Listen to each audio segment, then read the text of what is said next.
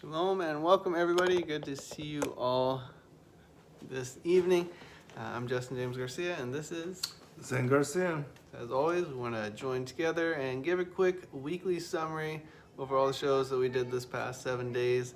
And I guess last we met was on last Sunday, so it's only been 6 days technically because Joy and I and Eliana, we all visit my dad on differing days, either Saturday or Sunday, and it changes every week. So, last week was Sunday, this week Saturday, next week will be Sunday. So we don't have an update from the Digital Readers Club to talk about, but we will be joining tonight at 8 p.m. Eastern Time. We definitely encourage you to join us there. We're going to be continuing our read through 4th Ezra, also known as 2nd Esdras. So really awesome text, and so we did have some really cool shows. Also had we are in the finalizing process of our newest book, the Clementine Homilies.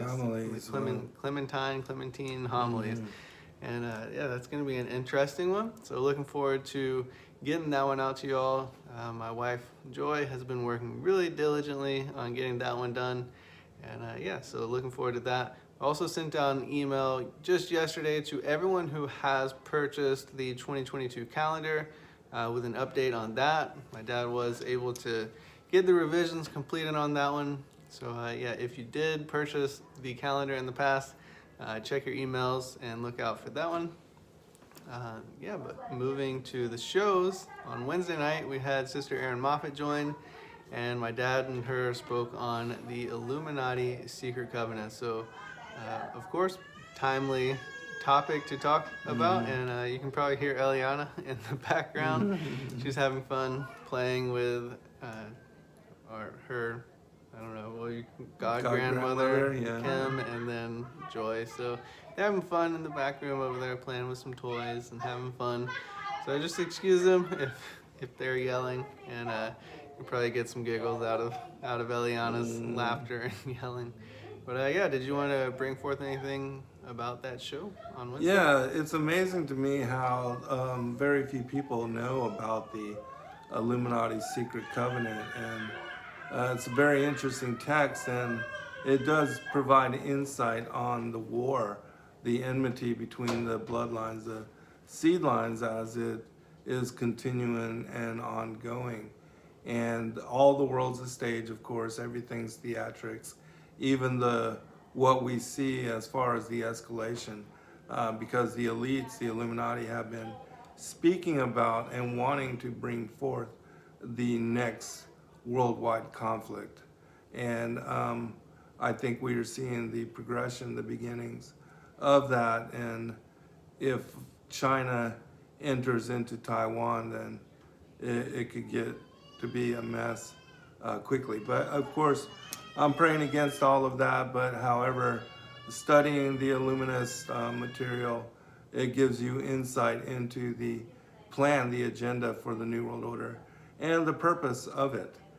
Because the cataclysms, the order out of chaos, it's just an excuse and a subterfuge to bring forth the Antichrist and to unite the world in this one world political, economic, and religious system, and then to hand it over to what will be these false gods. And I believe that they will be the extraterrestrial ancient aliens, those who from heaven to earth came and have since ancient times declared themselves to be our creators.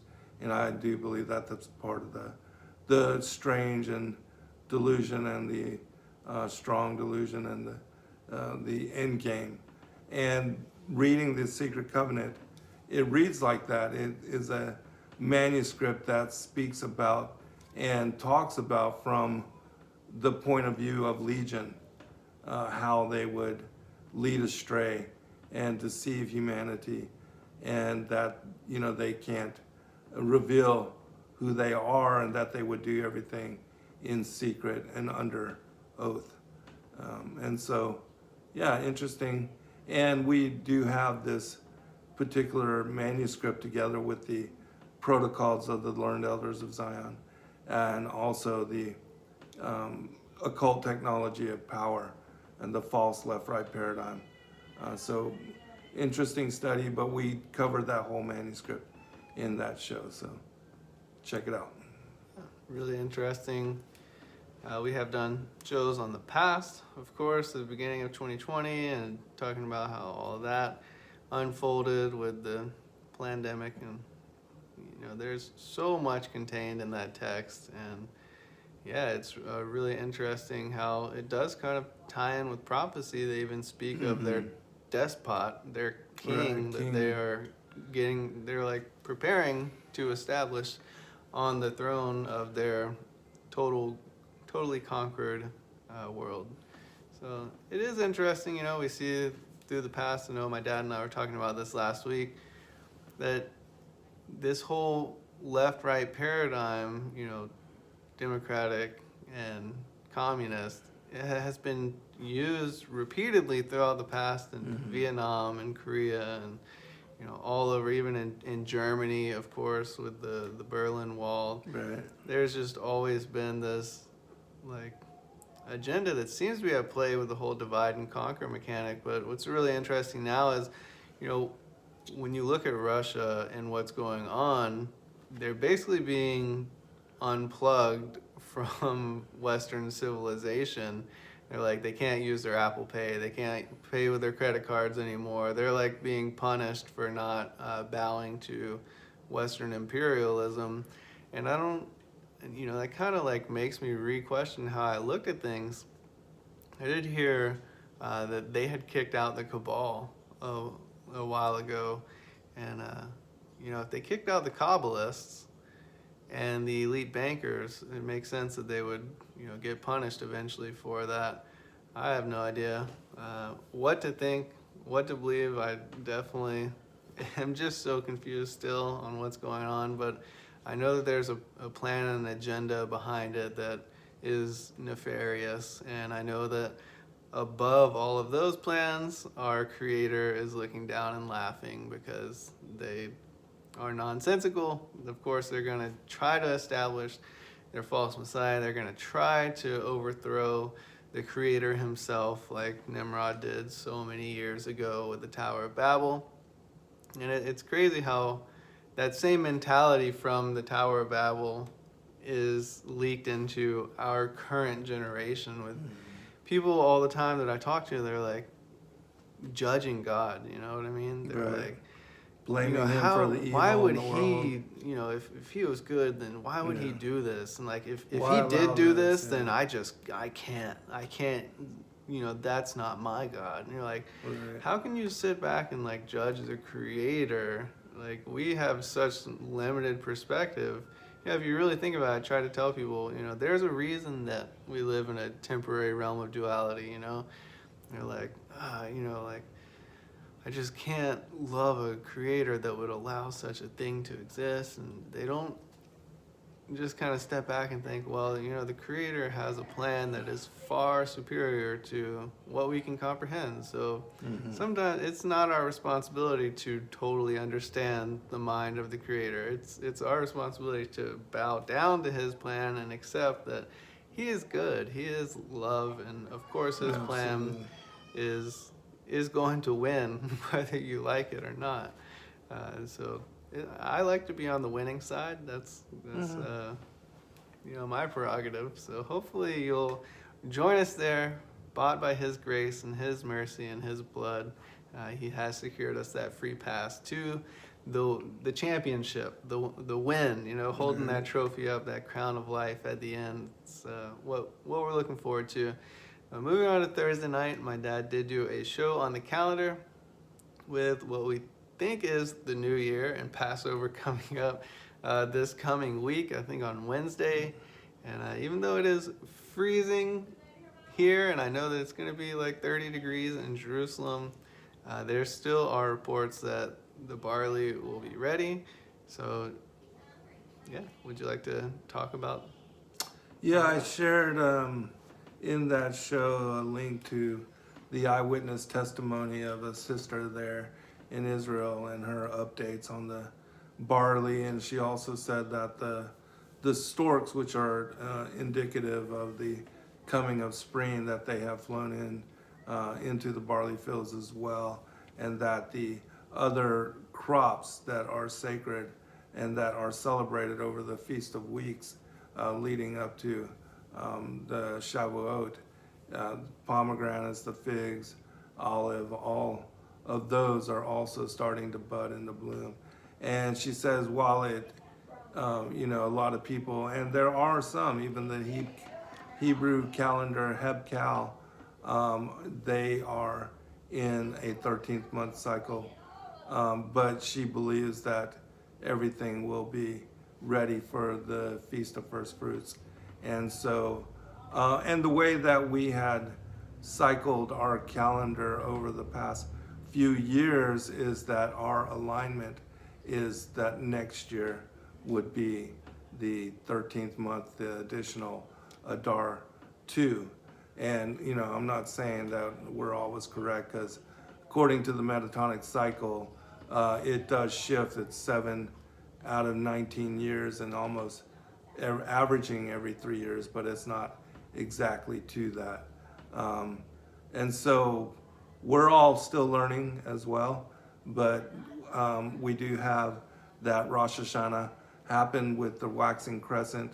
It was the March 3rd was the appearance, and that would place the Sabbath on Thursday, which our show on the calendar last Thursday was on the first quarter Sabbath.